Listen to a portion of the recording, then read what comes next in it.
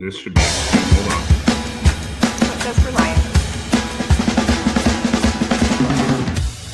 Hi, this is Chris Simon. Tracy, Royce, Luke Rodvold. And this is the Red Room. Tracy, Luke, and I jump on every week to talk about real estate, acquisition, A lot of fix and flip, and design, dispositions, Airbnbs. financial independence, retire early. We always have a new guest every single week. We're going to have a lot of fun, all right? So if you're interested in any or all of those, make sure to join us on the Red Room podcast. And subscribe to the Red Room. Share it with your friends or join us on the Phoenix RIA Facebook page.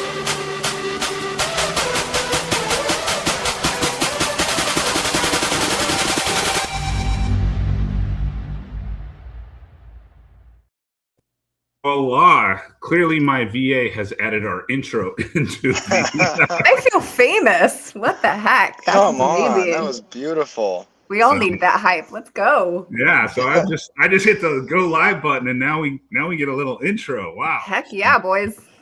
There we go. It's legit now. It's 100% legit after 117 episodes.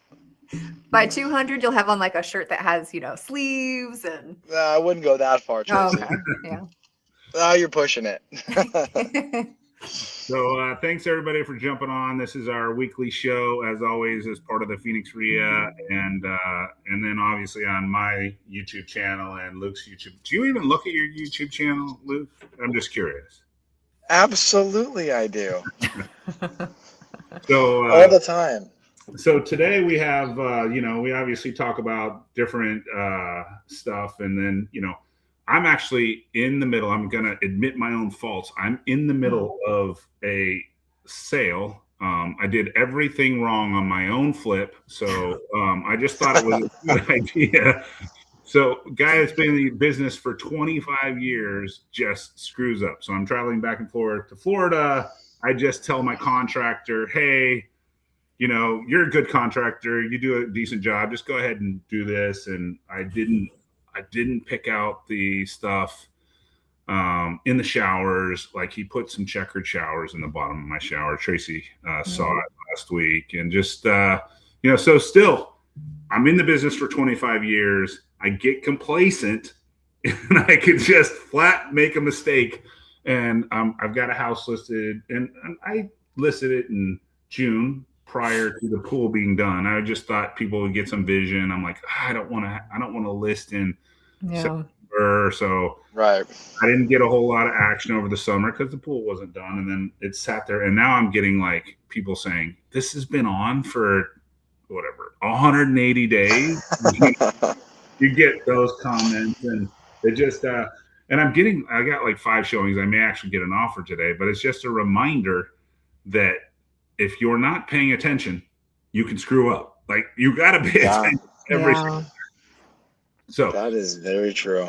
That's my about how I can be bad at this stuff. So, but talk about like how not to not pay attention.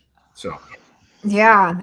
No, and I appreciate the transparency, because even those of us that have been in the business, and all of us are doing flips, we have done flips. It's a part of our businesses, even if it's not the main thing that we do. We've all done it. And I'm sure each of us have some sort of horror story where it's just like, I just thought, followed by, some expensive or easy to have fixed mistake. But one of the things that, to your point, Chris, that people often overlook is, why am I even doing this? Why am I getting into flips? And a lot of people, because all of us have these conversations, I'm sure by virtue of you guys sharing it on social media and being who you are in the real estate investor community, people get excited about what they see you doing, and you make it look so easy, and you make all this money and see all the things. And so people are like, I want what, they're having. I want to do that too. And one of my questions is like, why would you put yourself through this if there's other options for you to make this sort of money? Or are you really prepared to do this? And if the answer is anything other than, I want to use this as a tool to get to financial freedom, or to buy a bunch of rentals or invest in something else, it's really not an avenue. And I'm saying this as a flipper, that I really recommend that everyone get into, because it is so active, right? But it also is one of those things that if used as a tool to be able to get to financial freedom, please treat it, every single property, like a mini business. this is where systems and this is where having an agenda for those funds comes in beforehand. There's spreadsheets and systems and to follow on every single one. But most of us, at some point you're just like, I've done this. I don't need to do that. So that would be the big thing. I think a big thing on that, Tracy, that you said, is that it's getting it to that point, to where it can. I never want to ever say run itself, because we all know that never happens. But the beginning stages of building a flipping company are extremely difficult. One thing that I think that was very attractive in the flipping world to me when I was first getting into it, was that some of the guys that I did see that were flipping a lot of properties, they seemed to have a decent amount of free time. And what I've learned is that you absolutely can. I think that if you do it correctly, you can figure out ways to buy your time back, right? Yeah. And I think that that's kind of what it all comes down to, is can you get to that point if that's your goal? Everyone's got different goals. Some people have a goal to do one flip a year. Some people might want to do one flip every couple of years. Some people might want to do 20 flips at a time. And so I think that before you get into it, you should really sit down and kind of ask that question of, why am I doing this, or what is my goal, or what are my goals? Is it to just bring in more money so that it makes your life easier in general? Then if it is, then I don't think you need to be doing 20 flips at a time, right? If your goal is that, no, I want to leave my W-2 and I want this to be my full-time job, then obviously, I'm not saying you got to do that amount, but then you got to take it a lot more serious, in the sense of like, okay, I really should probably try to learn every aspect of the flipping side so that I know how to appoint the right people into those positions when that time comes. Right. That's such a good point to have made, Luke. And when you talk about appointments, something that comes to mind is like with every single one of my students that comes into Flip School, we go through an onboarding call that actually has a 7-page onboarding sheet to talk about their personal finances, amongst other things. But I can't tell you how many of them, even the ones that are already disciplined and have, means from their W-2 jobs, are like, man, I didn't realize I spent this on this. Or, yeah, I can tweak this, but I'm not going to stop spending here because it's something I really value and it's important to me. And I'm not the one to say, hey, cut back spending on absolutely everything. Certainly we're all in this to have a life that we love, right? We're building that for ourselves and for our families. But the main question that really draws down from that is, what can you do a little bit better in your personal finances? And then what are you going to appropriate the funds from your flips towards, right? So if you have debt, if you have student loans, if you have anything that can put you in a better financial position to begin with, can we appropriate the funds there first? Because that's what's going to move the needle towards you getting towards financial freedom. What I end up see happening is when people start to make this money without having gone through their personal finances. And I will say from my experience that having more money does not solve you being bad with money. Having more money just makes you exponentially worse at whatever you were doing wrong in the first place. So, if you like really nice things like most of us do, it's just like, oh, that money is there in the bank. I must have more money. And so you start spending it on places that you have no business spending it, right? The other thing that I see people really get in trouble with is after like the first few flips, or maybe at a certain volume, say you've done 30 flips, is I'm Captain Cool Guy now. I don't need to pay attention anymore, right? Yeah, I know what I'm doing. I wasn't pointing, even though you with the boats and stuff, Chris, I wasn't directing it towards you.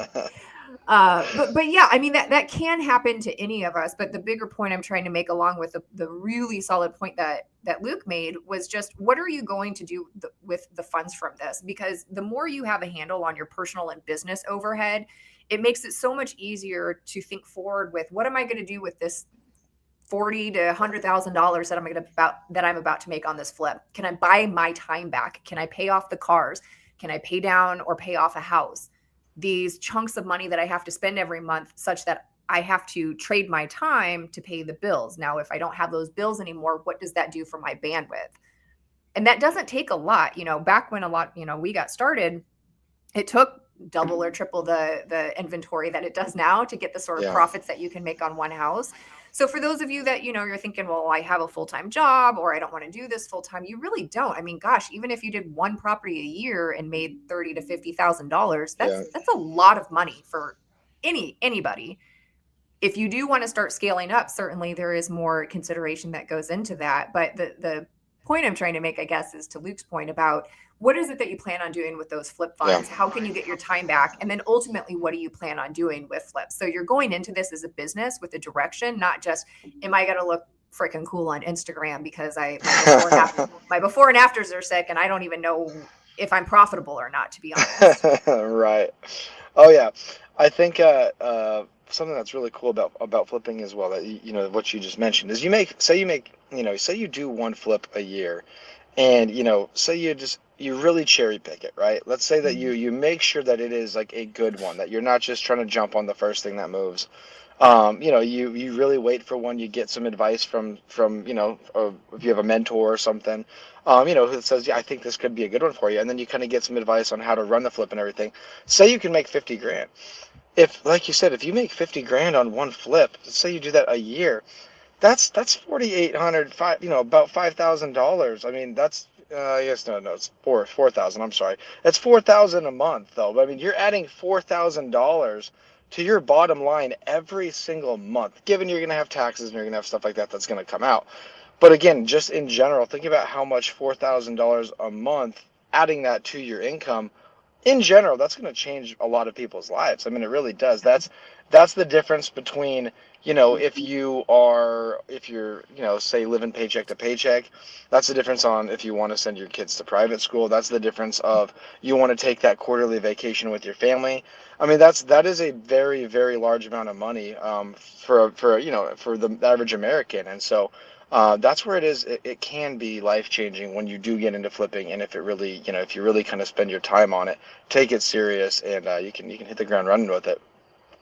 One of the things I want to ask you guys too, that I see and that I implemented in my business and that I share and teach with my students too, is like, do almost nothing for the first 2 or 3 years other than what exactly it is that you're doing, and reappropriate that money as if it was never there. Meaning, Yeah. you're paying off your cars. Can you pay off any other outstanding bills? Can you get, whatever's appropriate for you? Let's just say a year's worth of savings for your bills. And of course, treat yourself per closing, right? Like my big thing was like, I used to go out to a nice sushi dinner that not terribly expensive, but it meant when I was Right. sitting in that chair having yummy sushi, I was like, man, I closed another deal. This felt so good. So it's like there are small rewards along the way. I'm not saying to deprive yourself, but if you can really just knuckle down and give it a few years, I mean, just to your point, Luke, it's like even that first one is game changing. The second or third one, you're like, I can actually do this stuff. Maybe this is a business, or maybe I do a few a year and turn that into something much greater than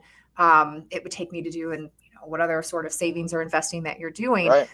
But even to extrapolate that, man, if you can really just pretend that money isn't there and invest it in yourself for a few years, it starts to compound in terms of what it's doing for your bottom line, what it's doing for your mentality. You'll have systems in place. You'll have people in place.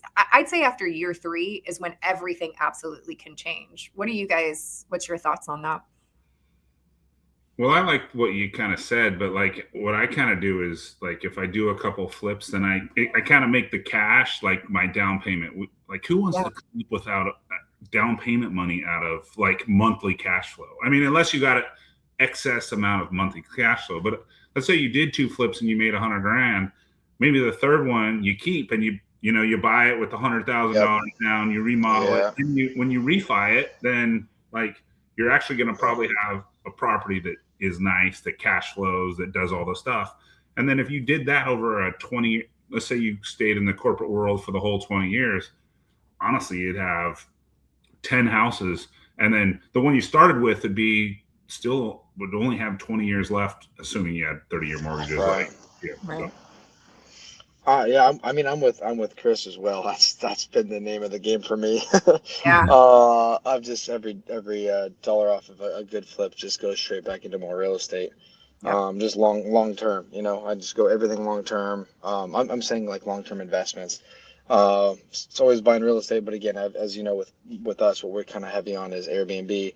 But we also have majority of our portfolio truly actually is long term rentals. I know we always talk about Airbnbs all the time because it's a lot of fun and it can be sexy. But yeah, just long-term duplexes, triplexes, fourplexes, stuff like that. That's truly my favorite. Yeah.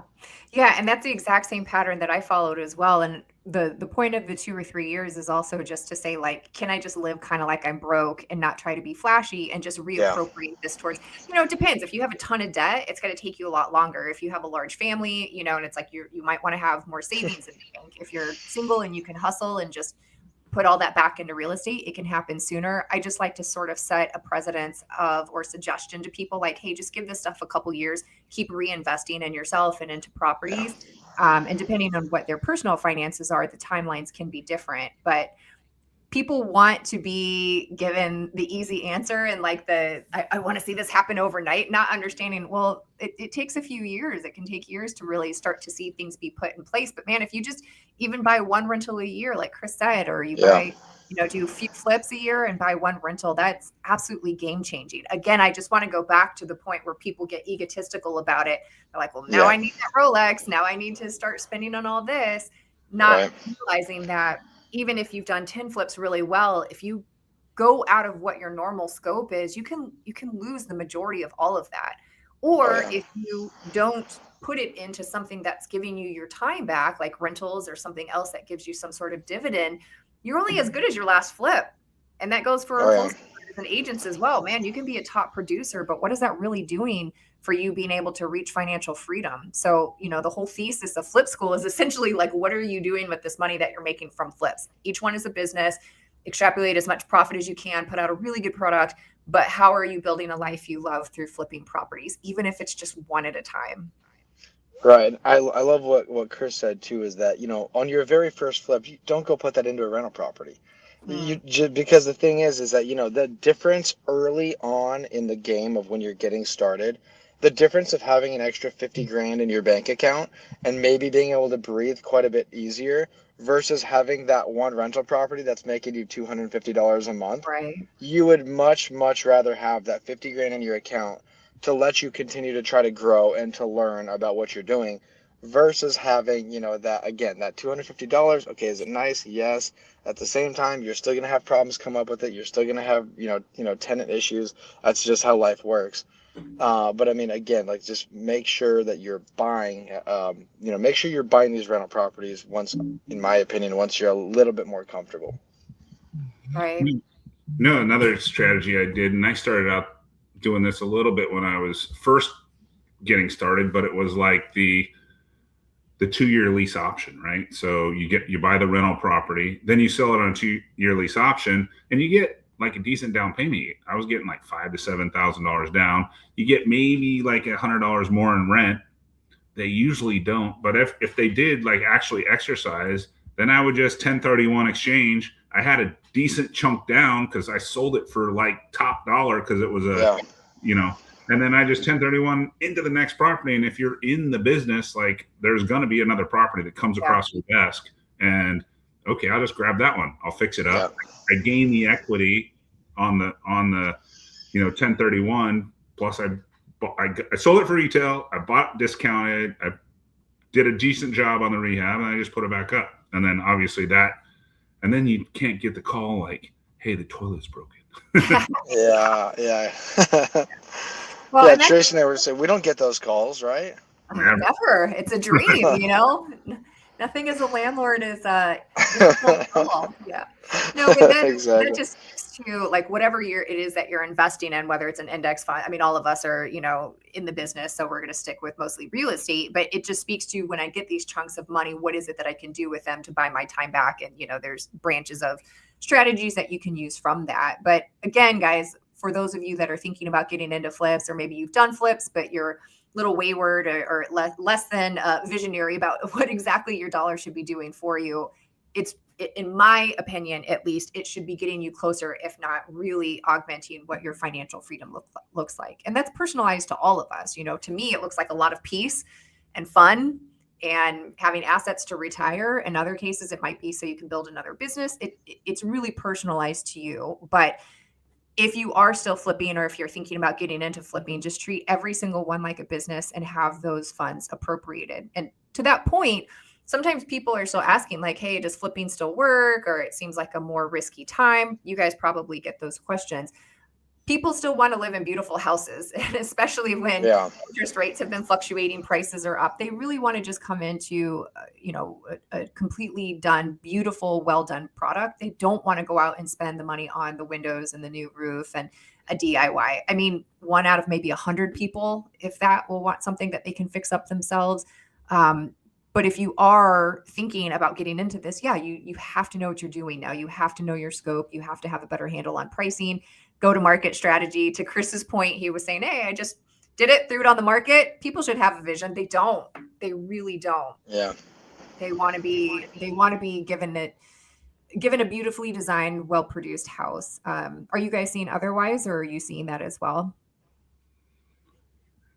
I mean, the luxury market's just on fire. So you're still getting away with just being complacent. But that middle market is definitely, like, I'm calling that 500 to $1 million. That definitely is. You better be good at what you're doing, because And with hard money, I was I kind of jumped on the bandwagon. I'm a bandwagon person when that whole HB 68 came out, so I had to put a post about it. Like, you have to pay 82% of as is fair market value to a homeowner. I mean, it's not going to pass, but I had to put a video about it just for entertainment value. But 82%, like 5% for 5% for hard money. Like, where are you going to ever get, like, you got to budget the profit. And one thing that I'm bad at, and I probably have only done it, I only do it on my new constructions, but spreadsheeting the budget, right? Like, really? Yeah, I'm terrible. I admit it. Like, I'll go, I'm Brandon Alter, like junior Brandon Alter. I'll go and I'll be like, yeah, I can do this one for 70, right? I love it. I get you there, Chris. I get you. It's harder. That's hilarious too. But actually, when you put it to the spreadsheet, hey, I got the closing costs. I got the upfront closing costs. I got the loan fee. I got the insurance, the power bill, all the stuff that you forget, and it's terrible. It all adds up. You better hope you don't have a roof issue in the middle of it where you weren't expecting that, because obviously, as we know, there's about 3 or 4 items that can completely tank your profits, and it's usually roof, AC, and obviously the biggest one, in my opinion, is foundation issues. Because obviously foundation issues can be just next level. And then, to me, the other one that we get hit with in Prescott, where I do a lot of stuff, obviously, is septics. Septics that's one where if you don't do a full septic inspection and you don't have a good idea of what you're looking at ahead of time, you can get yourself in trouble. And I got myself in trouble a few times when I first got started in Prescott. But now that is a definite checklist item that if I don't hit that one, I just got a $27,000 price reduction on a property because I needed a new septic. And so I said, listen, I've put 7 of these in the last year, and that's what they're running. And they dropped the price $27,000, so it paid for the entire septic. Oh, I thought you meant you had to do a price reduction, but you got the price reduction off. I got the price reduction because, like I said, after I got hit a couple times, I don't do that anymore now. Now I've got a pretty good idea. So. Yeah, absolutely. So for anyone listening that wants the spreadsheet that I use to be able to keep yourself honest, essentially, before you either make an offer or as you're thinking about making an offer on something, it's in my link underneath my bio, which is at Royce of Real Estate mostly on Instagram, but you can also go on my website. It's a free calculator. My students love it. Those of us in the school community also use it quite a bit. And it's one of those things like, oh, I think that the profit's there, until you really go through and see if it makes sense. And even if it doesn't make sense at first glance, you guys, it gives you the outline to be able to understand where would my offer need to be to have this make sense. There's a lot of inventory right now. So if you want to get into fix and flip and have something, try to go to market as soon as possible within the spring selling season, and you're out there looking around, just keep making offers. So use that spreadsheet to your advantage, and you don't have to do a ton. Just pick the good ones, right? Know what you're doing. And, doesn't have to be every single line item, but to Chris's point, a lot of us will go through, this will be about this. It's a little bit more refined than that. So if you'd like to have that spreadsheet, you can find it on my website. Yeah, And I what's mean, quick? honestly, if you're just getting started, one thing that I loved, and I think we've maybe talked about this at one point before, but one thing that I loved first getting started with flipping was that you can go like pretty low, low barrier in the sense of starting with like townhomes or condos. And the other thing that's really nice about starting with those, again, there's positives and negatives to each, right? The negatives are going to be that in general, because your price points are a little bit lower, you're probably not going to have any of those home runs. You know what I mean? You're not going to hit, you can hit very few home runs and triples and honestly even doubles on kind of condo purchases. They could be a lot of singles, but at the same time, they're typically pretty quick and pretty easy. As we know, you're never really responsible for roofs. You're never responsible for exterior maintenance. You're never responsible for exterior paint. A lot of them you're not even really responsible for, for possibly windows and underground plumbing and stuff like that. So I mean, those truly, truly are very cosmetic flips. Yeah. So I mean, if you are just getting started, those are not a bad idea, and it's like they're typically fairly safe as well. And maybe you only make 15 to 30K on one of those, but at the same time, if that's kind of getting your foot in the door and it's fairly safe and it's a low barrier of entry because they're 200 grand instead of 500 grand, it's kind of a good place to start. Yeah. Yeah. You're That not engine, changing floor plans either a whole lot in those things. right. Right. Yeah, exactly. Yeah. It's very The true. only the only thing I've noticed is that inventory can be a little bit more tepid these days. There's been a lot more that's come to market, and a lot of For sure. HOAs are having assessments now, Yeah. and the financeability of them really Yes. depends on subdivision to subdivision. So yes, I really like the price points, but they have changed in terms of just that extra due diligence that I'm really encouraging my students to look out for now. Completely Yeah, agree. And they have but a certain amount of them have to be rentals versus owned, owner occupied stuff. Like certain HOAs do that. So no, trust me, totally get that. Like you said, mm. assessments can hurt if you don't know. So Yeah, but to your point though, Luke, I think the main thing on the first flip is you of course want to make it profitable, but what I see with a lot of my students is the fact that they're like scared stiff to begin with, like, oh yeah, my God, what if every single thing along the way goes wrong and they're, super stressed about it. And then once they do the first one, they're like, yeah, that did have stress, but I actually got through it. And oh my gosh, I have this 5-figure paycheck. Maybe I can do this. And it changes their outlook. So it's not so much about, in my opinion, the right. maximum profitability for the first one. Certainly, of Yeah, course, yeah, you want to have that, but the bigger thing that I've seen be the game changer is just the confidence level and yeah. essentially understanding that you've proved to yourself you can do this. You had Right, someone right. next to you that has given you a system and some Yep, mentorship, and then yep. going from there. 100%. I couldn't agree more. Yeah. Cool. Well, Tracy, what's the best way to like learn about your flip school? Just reach out to you directly, or just in case somebody wants to watch this and they want to start flipping houses and buy their first rental and all that fun stuff. Yeah, well, I appreciate you guys letting me talk about this. I feel like this is a fun little interview for all of us, but I appreciate sharing Flip School as well. It kicks off here in a couple weeks on February 13th. You can either go to my website, which is Royce of Real Estate. I'm most active on Instagram. So if you want to jump on a discovery call, see if Flip School is right for you, see what it entails, happy to do that with you as well. That's completely free. And you can find all of that information on my Instagram, which is also at Royce of Real Estate. Cool. Heck yeah. I love it. I love it. Cool. Thanks, guys. Well, thanks for jumping on, Of and course. we're not on next week, right? Because we're at the Open. We're at the Open. So Open. the Yep. Open launches Tuesday. So should be a fun week in Phoenix, and then we'll be back the following week. I'm petitioning we Absolutely. do a live stream from the Open, but I'm I mean, we'll all be there on Tuesday. We could definitely try it. I know. I don't know if we want to have a captive audience for that, but Absolutely. Let's do it. I think the audience would be very interested to see us in our natural habitats. what's the topic du jour? Yeah. All right, guys. Thanks for jumping on. Of course. We'll see you Thanks, guys. guys.